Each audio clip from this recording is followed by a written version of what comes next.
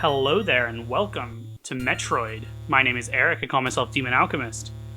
And while I will be playing this game in Japanese, I wanted to quickly show the intro text right here.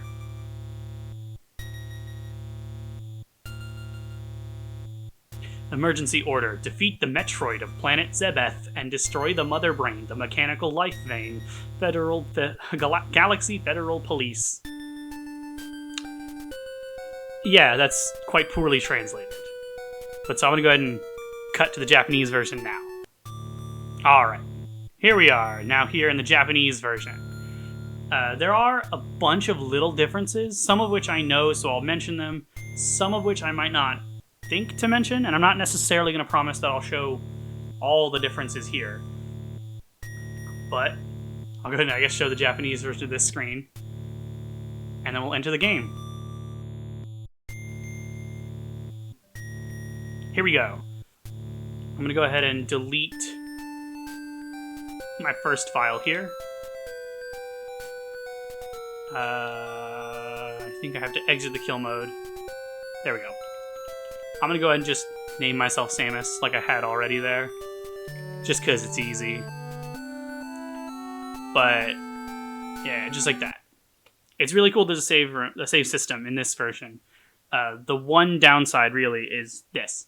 There's a loading screen, and it takes longer for the game to load because it originally launched on the Famicom disk system. So it was loading with disks originally, and that just takes longer than like the flash memory or whatever in a NES cartridge.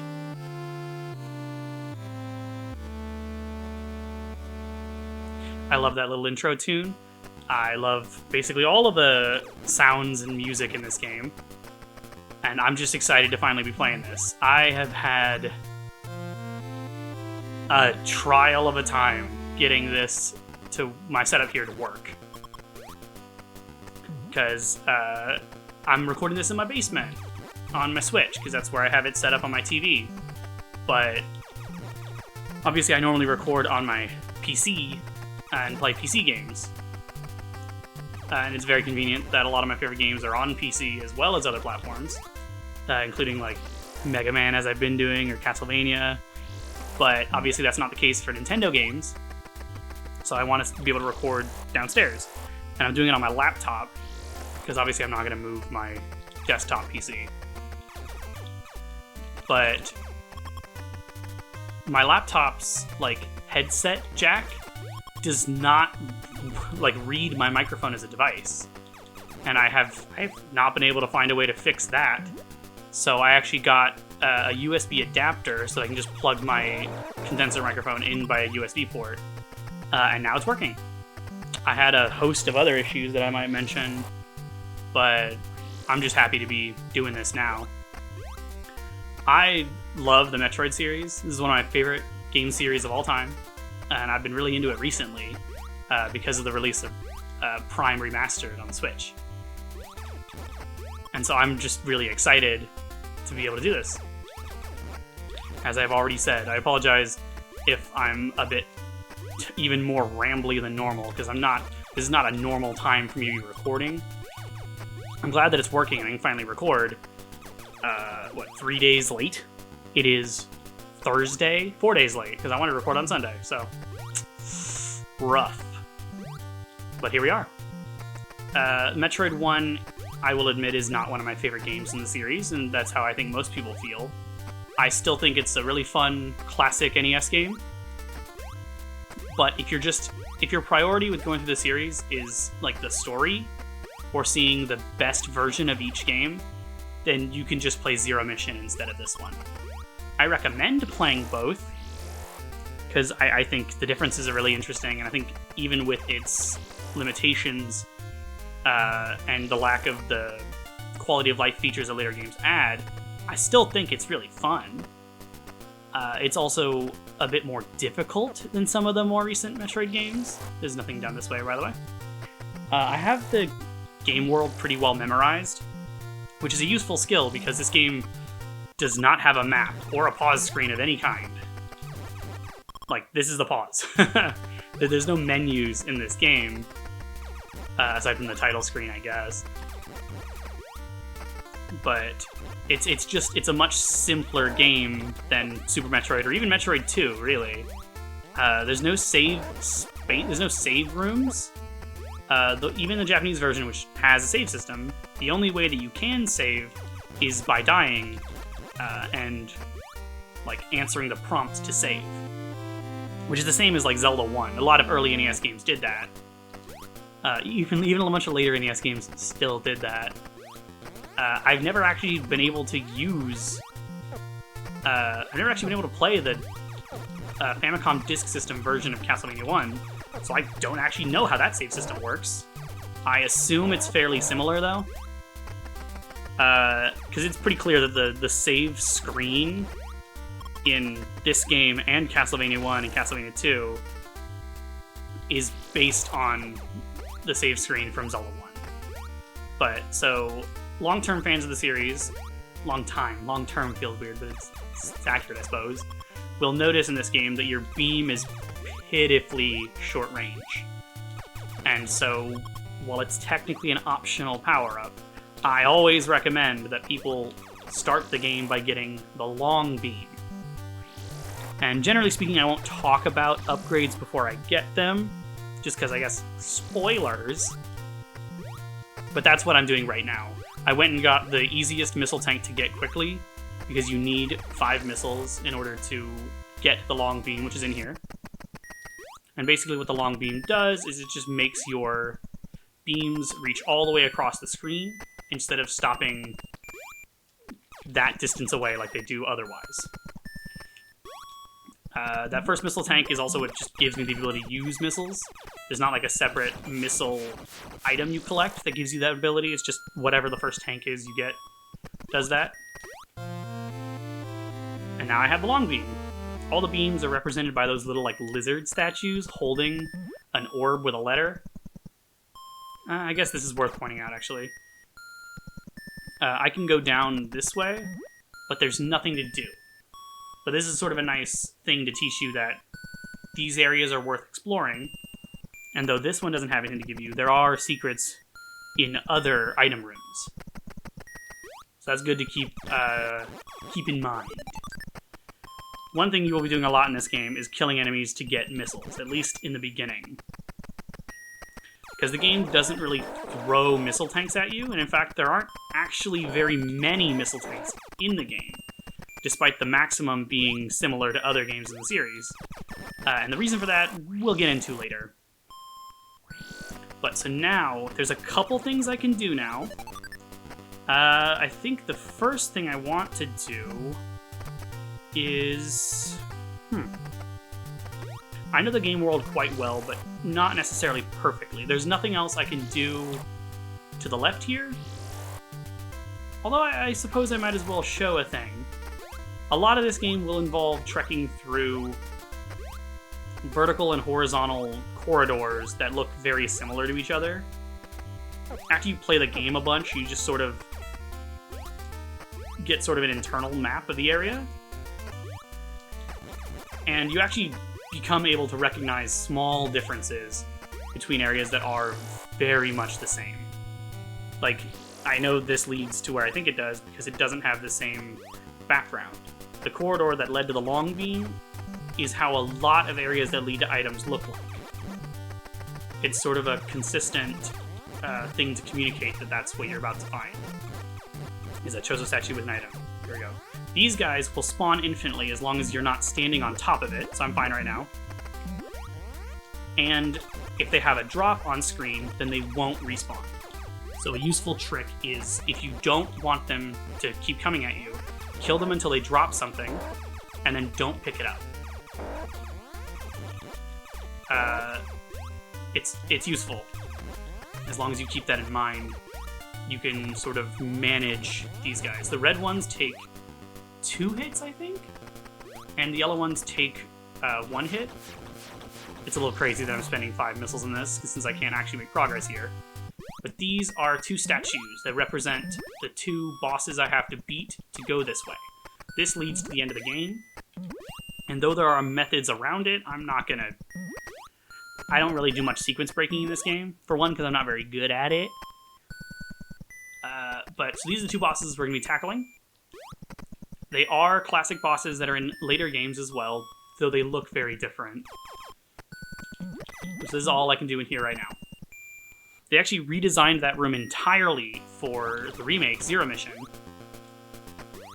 And in that, it's actually, as far as I know, impossible to get through without actually beating those bosses. But so now, I think I know where I'm gonna go. I might reference a map. This game and Metroid 2 are both ones that don't have in-game maps, and so I think it's completely genuine to use maps from the internet, or, and this is part of why I'm like, I don't feel bad looking up the map, is the map that I like to use for this game is actually taken from the Metroid manga. That door actually loaded with the wrong color. The lock's here. But the original Metroid manga is just sort of a comedic take on this game. And it refers to Samus as an android, I think, and with masculine pronouns, so as not to spoil the fact that she is female, which I'm not going to consider a spoiler because, like, if you're familiar with the series, you almost certainly know that Samus is female. Or if you're familiar with the Smash series, particularly the recent games that have had Zero Suit Samus as an option. I think this is the way I already went. No, I don't think it is. God, I am not certain, and I'm a bit distracted by the recording aspect of this, so I may not navigate as well as I would otherwise. And I'm not a complete expert anyway. Yeah, this is the way that I just went, and I will pop over to the end here to point something out, but we will be turning around. At least right now, I don't intend to cut much. While this is going to be the main, Let's Play series on my channel for now, as in Monday, Wednesday, Friday, I'm still going to try to be a bit simple about this. This is the path to the second main area on the planet. There are 5 areas separated by... I almost said escalators. 5 areas separated by elevators. Aw. This area that we are in right now is called Brinstar, which you also might be familiar with from Super Smash Bros. It is the main underground location within the planet Zebes, which is the planet we're on. It's not Zebeth. In Japanese, those two are equivalent, so, it's debatable exactly what, it was intended to be originally. I'm not sure if Nintendo's ever made a statement. Unfortunately, Gunpei Yokoi is dead now. He was, I believe, the original creator of Metroid, as well as the Game Boy and the Virtual Boy, and other mostly successful things. But yeah, the Virtual Boy is one of his creations. Although I believe Yoshio Sakamoto worked on this game as well, so he might actually know what the original intention was. If it were to be if they had a specific English spelling and pronunciation in mind, but they might not have. But later in the series, it is referred to as Zebes in the US as well as in Japan when it's written out in English. Also, a glitch you can do is if you unmorph and then press the jump button without pressing any other direction, you can use that to get around. There are a bunch of other little glitches you can do in the series. Some of which I will show, and some of which I may actually use. There's one specific jump in this game that people who know this game will know what I'm talking about. That is really annoying. It's a relatively difficult... It's actually... Okay. It's a pretty difficult jump to make, and the punishment for missing it is having to redo a huge area. I just got caught in the door there, which is another glitch you can do in this game. And you can use it to actually clip through walls. And it's pretty cool. I might show it later. I wouldn't recommend doing it, though, because you can end up trapped. Of course, if you're playing in on the Switch, on NSO, then you could use the rewind feature, which normally I don't recommend using the rewind feature or save states because it is kind of literally cheating. Like, it's not a big deal as long as if you used save states or rewinding to qualify a statement about like I don't think it's wrong to use those features, but I think it would be wrong to claim that you've beaten the game without mentioning that you used those, if you did. Especially like for more difficult games where like completing it is impressive, it feels disingenuous to not say what outside resources you used or what cheat features. And I don't mean to say cheat as a purely negative term. I don't think I can go up here, yeah. You can go up here with a later item, but not right now. So, let me go this way. I have mostly remembered. I picked up an energy tank, by the way, which refilled my health and increased my max health by 100. There are 8 of them to find in the game, though only 6 actually will affect your character. The maximum you can have in the game, health-wise, is 699. So, technically you don't have to collect those last 2 to get 100% of, like, item effects on your character. Also nothing there. This item was the Morph Ball Bomb, which is very useful in later games, especially Super Metroid, for sequence breaking, and Metroid Dread, but not in this game. You can only reach a fairly limited height using bomb jumps, and you can't just go up infinitely like you can in those games. Or in Samus Returns. I'm not actually sure if you can bomb jump infinitely in Samus Returns. For one, I just don't have the timing down, and if you just mash it, you'll usually go up a decent height, so I've used that a little bit when I was playing Samus Returns recently. I don't remember if I got good at the timing the first time I played through Samus Returns. But so yeah, so that's the Morph Ball Bomb now, so I'm going to head back and go up and to the right from the first area we were in, although first I am going to go into a secret we've already passed that I couldn't get without the bombs. So obviously, this game is, you could consider it Metroidvania. It might be more accurate to say that it's a precursor to Metroidvania, because it was really Super Metroid that kind of codified the rules of Metroidvania. And obviously, I use the term quite broadly to just mean any game with sort of open-ended level design based on collecting items to progress in other areas, generally with a focus on backtracking. So, like, I consider this Metroidvania and Castlevania 2 and Vampire Killer, both of which are Castlevania games released in 1987 and 86, respectively. I said them out of order, but it's fine. Those are both also early examples of the genre. Oh, I don't have any missiles, so I'm going to have to kill these guys a couple times to get missiles, but that's fine, that happens. In this game, you can shoot directly forward and up. You cannot shoot diagonally, and you cannot shoot straight down like you can in later games. You also can't morph ball in midair. So the only way to attack something on ground level is to morph ball bomb or get on a lower platform. Which is, unfortunately, a limitation. Thankfully, one that is alleviated in the next game, because you also can't crouch here. Your only states are standing or morph ball. This is not the most ideal location to grind for missiles, because there's only one of these flying enemies that I believe are called Rios. I don't remember the names of all the enemies. Nice. The manga actually teaches you those too. Oh, I didn't entirely finish my thought. The map I use is from the manga, but the manga never shows a detailed full map. No, it does. It does. It's just really simplified.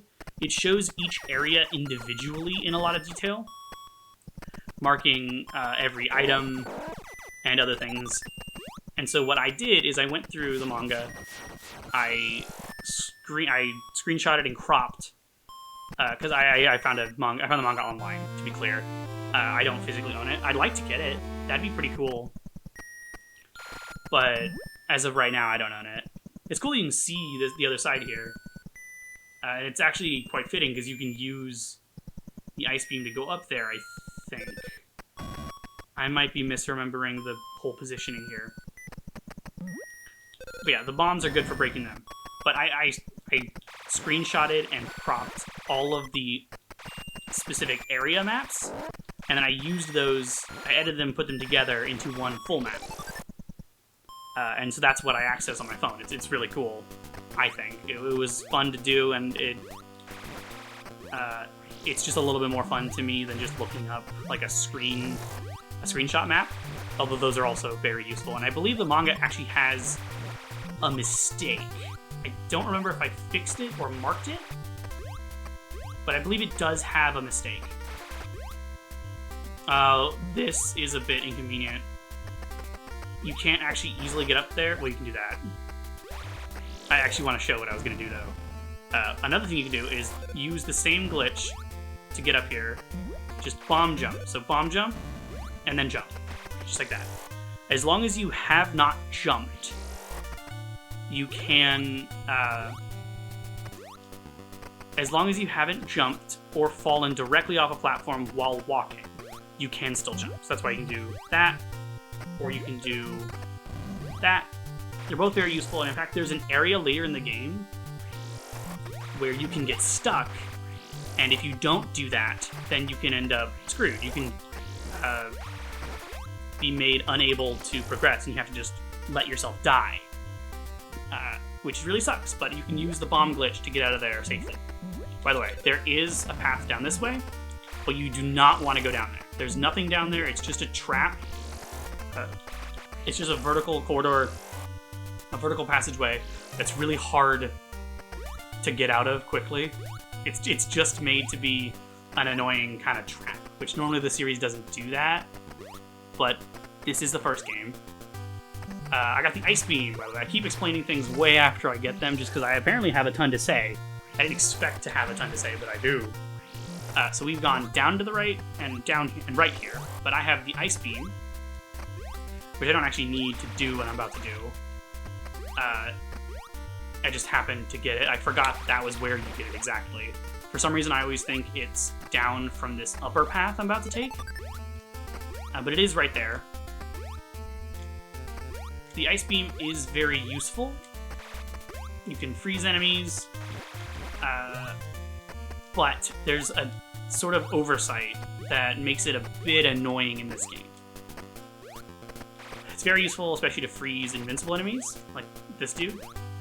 These guys are not invincible, technically, but they take 1,000,000 hits. I think literally like 50 hits to kill. I don't think there's anything up this way, is there? No, yeah. But... God, I'm so lost in thought. But, oh yeah, the ice beam. It freezes enemies on the first hit, which means that it freezes enemies on the first hit and then unfreezes them after that.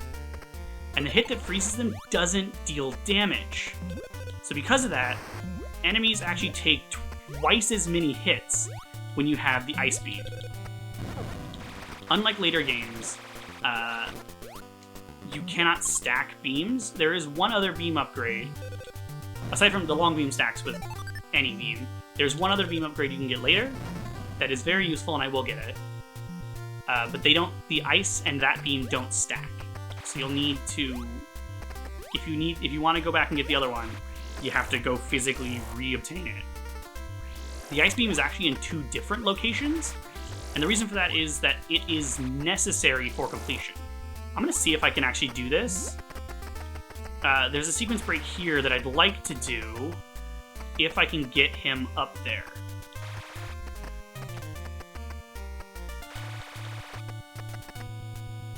Oh, I need to time it better. So I might cut to when or if I do this successfully. So, be back.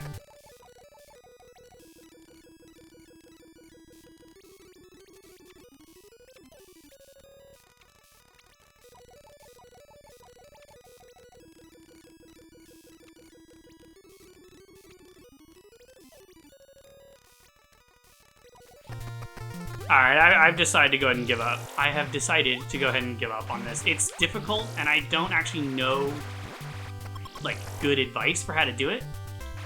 But I will show this.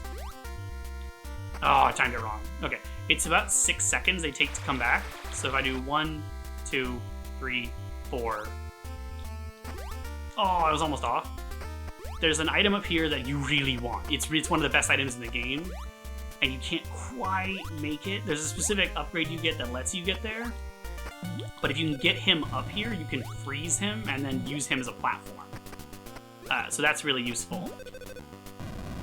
But I don't know how to do it well, so I'm going to go ahead and just not. Because I have a specific... I have specific advice for getting that fairly early. And I guess I'll just get to that when I get to that. Oh, the lava, I wanted to mention. This is a tip that comes from Nintendo Capri Sun, from his Let's Play of this game.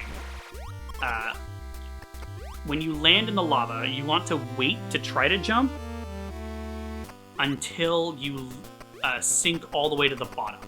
Prior to that, your jump is actually limited. There's a better way to do this, but you can just jump. You can also freeze him and use him as a platform, but you don't need to.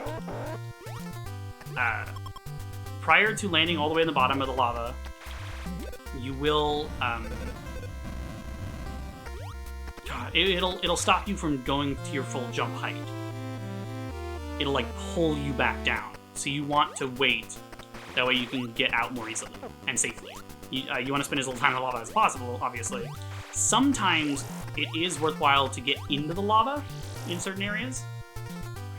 Down there, by the way, is the vertical shaft that... I guess I'm just going to go down there because there's nothing else to get. Yeah, you can go up to that part using the ice beam.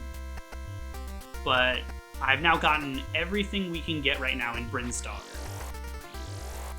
Technically, the game seems to want you to do one boss before another. I might as well just talk about the boss's names. It feels weird to just ignore that. The two main bosses you have to beat to get to the end of the game are Kraid and Ridley. They don't look like they do in later games, but that is who they are, and the game seems to want you to do Kraid first. Partly because his base is in Brinstar, or the entrance to it, I should say. They are separated out into areas. The 5 areas are Brinstar, where we are right now, obviously. The final area, Kraid and Ridley each have their own lair, called like Kraid's lair, Ridley's lair, Boss Hideout 1, Boss Hideout 2, or just called Kraid and Ridley as the name of the areas. That's also a thing.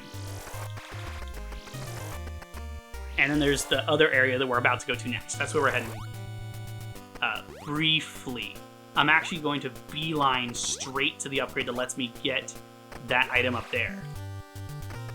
Because it is transformably helpful, if that makes sense.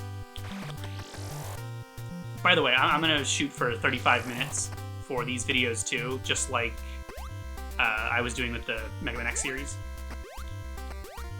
Even though these games are... This game is quite simple. What am I doing? I need to go down here. This game is quite simple, but I'm treating this as my main Let's Play, so I do want to do this quickly. So now we're going to go to... This is where we got the first missile tank at the beginning, and this is where we're heading to next to go to the next area. I'm so unsure about what to be vague about, because like spoilers aren't like a big deal, particularly in this game. Because like a lot of people have played the later Metroid games, but it still feels worthwhile to be like a bit vague. I don't know. I'm not entirely sure how to handle this. This is the first non-Mega Man video I've done on my channel. I've streamed a few other things, but by the way, just to show the lava. If I try to jump before landing all the way, that's the highest I can go. But if I land all the way, then I can get out. You can land... I think it's still shorter than your full jump height, I think. But it's more space. I just kind of glitched through that Geemer. These are Geemers. There's a later enemy in the series called a Zoomer. They're basically the same. I don't remember when the Zoomers first appear, actually. But here we are, heading into Norfair. It's Norfair. That's the name for this area. The entrance to Kraid's lair is in Brinstar, and the entrance to Ridley's lair is here in Norfair. But despite the game kind of wanting you to do Kraid first, I always fight Ridley first. And it's a general thing. I think most people agree that Kraid's actually harder than Ridley, which is not normally the case. By the way, another tip from Nintendo Capri Sun is that these big bubbles are never breakable, and you can never pass through them either. They're never intangible. You can break a lot of the 2x2s. So if you see an unbroken line of big bubbles, then you know that's not a path you can take. This is a game that I recommend. I kind of just generally recommend using a map for this game, at least prior to learning the game well enough to not need one. But there are areas that you have to pass through that require breaking blocks and walls. So you basically just end up trying every wall in the game, and it's just sort of tedious. The game's not as well, not trying to insult the game, but it's not as meticulously designed as later Metroid games. And so, like, certain paths you have to take to progress feel kind of arbitrary and random. I think, more or less, the series just gets better over time, with a few examples that are a little different.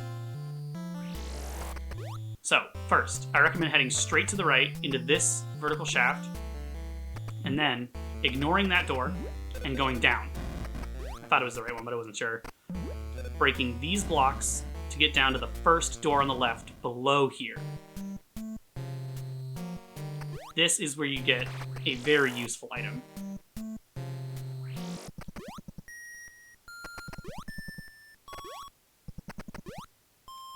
Yeah, right in here. This is the high jump boots, which do exactly what it sounds like they do. They let you jump higher. In some later games, they also give you the spring ball ability that lets you jump as the morph ball form.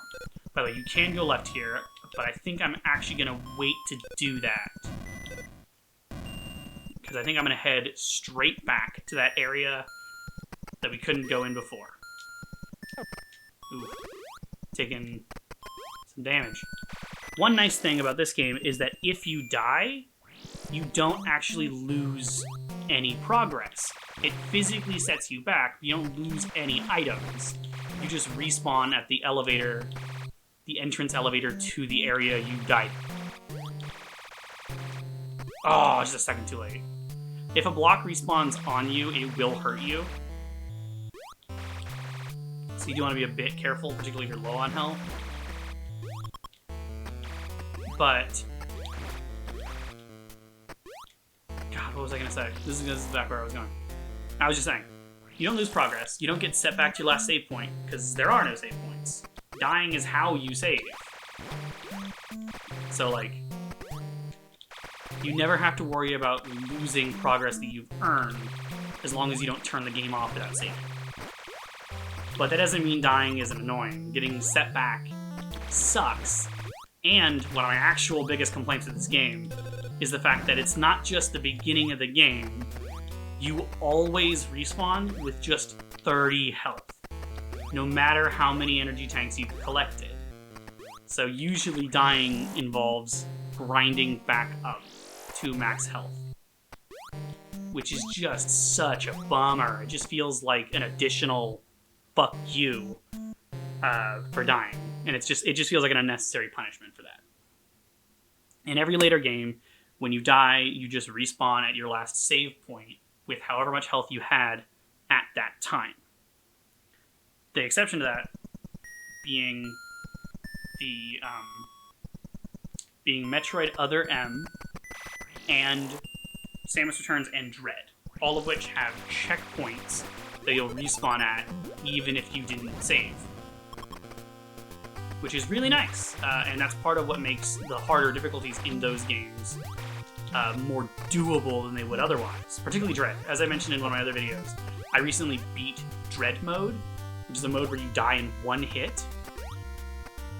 And the only reason I was able to do that, really, was because the game has a bunch of checkpoints. If I respawned at my last save every time, it would have been excruciating. But there actually are a lot of checkpoints, including before every single boss fight. So that's just very nice. So now, obviously, what I want to do... I flashed there. That was kind of weird. I'm heading up to the spot where the last thing is. I'm not that far, but I'm going to go ahead and just cut there. So, see you there. To clarify, just as a reminder, this is just directly up. Once you first enter the gold shaft from the Norfair path, it's just straight up all the way to the top door on the right, which is this one right here. You just wanted to say that explicitly in case you're playing along, just as a reminder.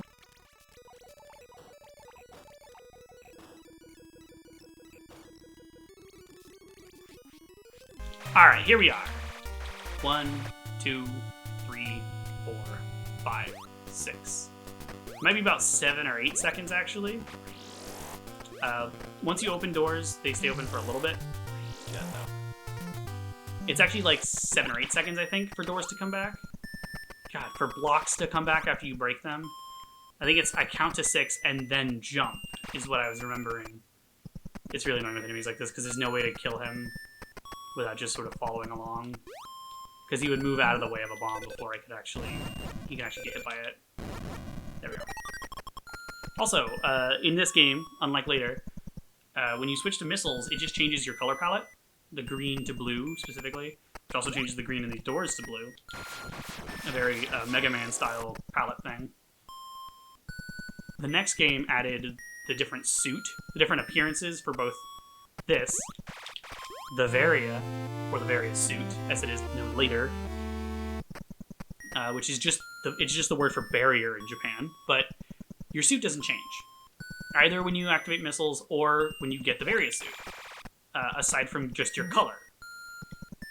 And the next game is on the Game Boy, so that actually necessitated a visible change for both of those things, other than color. So that's why that's happened. But now that we have the Varia, I'll probably just call it the Varia suit, because I usually do. It doubles, it halves the amount of damage you take. And that's all it does. That is all it does. That's its only purpose. But that's really useful. You feel quite fragile in this game, particularly compared to later games, aside from Metroid Fusion. And essentially doubling your health that way is really, really helpful. Which is why I recommend as soon as you get the Morphball bombs and the Ice Beam, to head down into Norfair, go where I went to get the high jump boots, and then use that to get the Varia suit, because it'll make the rest of the game way easier. But I think that's where I'm going to end this video, so I'll see you guys in the next one. Thanks for watching.